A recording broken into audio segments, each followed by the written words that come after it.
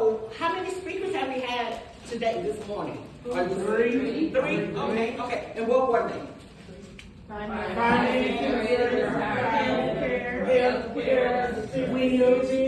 Wheels. Okay. So really, you ladies have been kind of having to listen to some things, pull some things inside, make some decisions. I heard First Lady say, hey, I'm gonna follow through some things that with the other young ladies. So now, I need y'all to take a deep breath. Take a deep breath. Because you've done well earlier today. So now we want to relax, have a little fun, and all those things that you've heard today, you still want to have those in your mind, but you also want to be able to say, okay, I want to be in a position where I can make good decisions about my future and things like that. So guess what helps with that? Anybody want to get? Of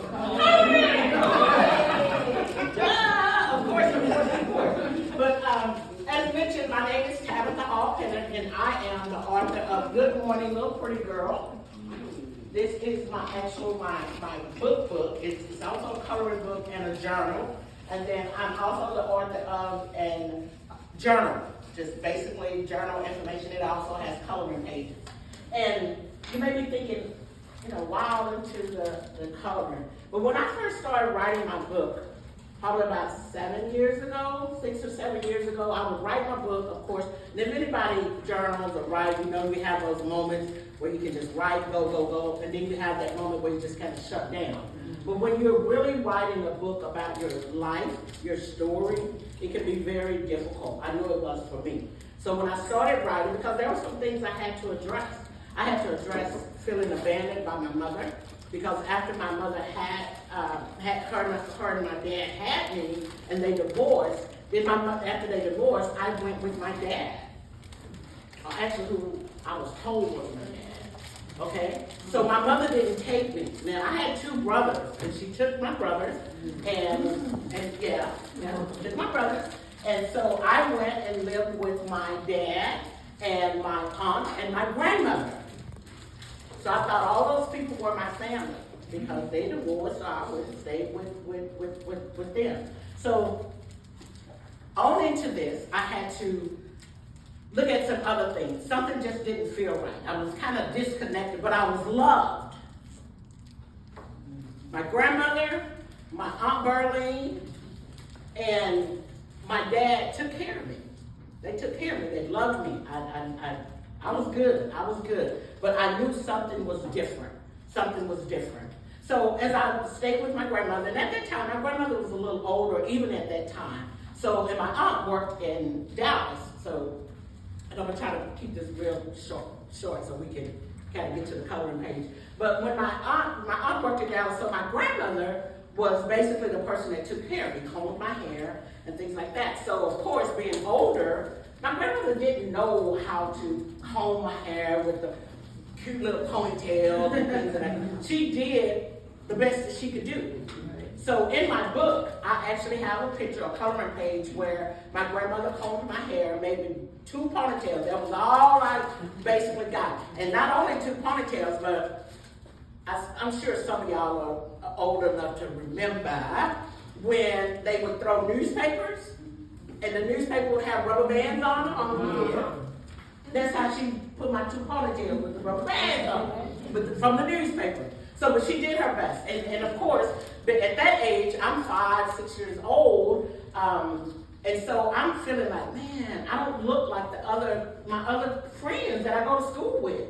Their mother would have them some bangs and some little, I call them turtles, bangs, because their mothers were younger. They were younger and they were able to do all that stuff. So I would have my hair busted down the middle, 2 ponytails with the rubber bands on from the newspaper. Even at that age, I knew I didn't fit in with other students, with my other friends. I knew that. So I would get up every morning, my grandmother would do my hair, do that in the middle, with a ponytail, and I would feel so, I don't know, just out of place. But every morning when I would get up, and my grandmother would finish my hair, I would go to the bus. The bus stop was right on the corner, and you would, actually my book cover is on the corner where I caught my bus. So every morning I would get on the bus, and Mr. Nolan was my bus driver. Every morning I would get on that bus and he would say, "Good morning, little pretty girl." Oh. Now I'm feeling like I don't fit in. I ain't no pretty girl. But every morning when I step up on that step on the bus, he would say, "Good morning, little pretty girl." From that moment, from the time he would pick me up till I got to Travis Elementary, where I went to school. Travis Elementary, I felt like I was the prettiest little girl. Now, when I got to class, then I see all my classmates, my friends, and I'm like, I ain't pretty no more. But from the time getting on that bus to getting to the school, Monday through Friday, when Mr. Nolan would say, "Good morning, little pretty girl," I believed him. I believed him. He planted that seed inside of me. So I would go on. I would go on, and I remember like one weekend, like on a Saturday or Sunday, and I was bumping around. I was doing something at the house with my grandmother, and then I said, "Hey, good morning, little pretty girl." And then I said, "Mr. Nolan didn't even tell me.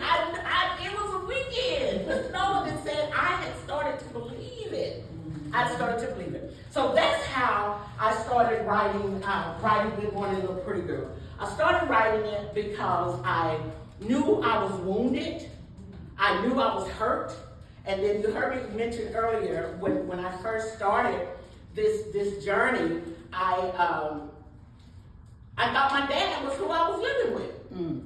When I became an adult, I found out that wasn't true. And the cool part about it, my aunt knew.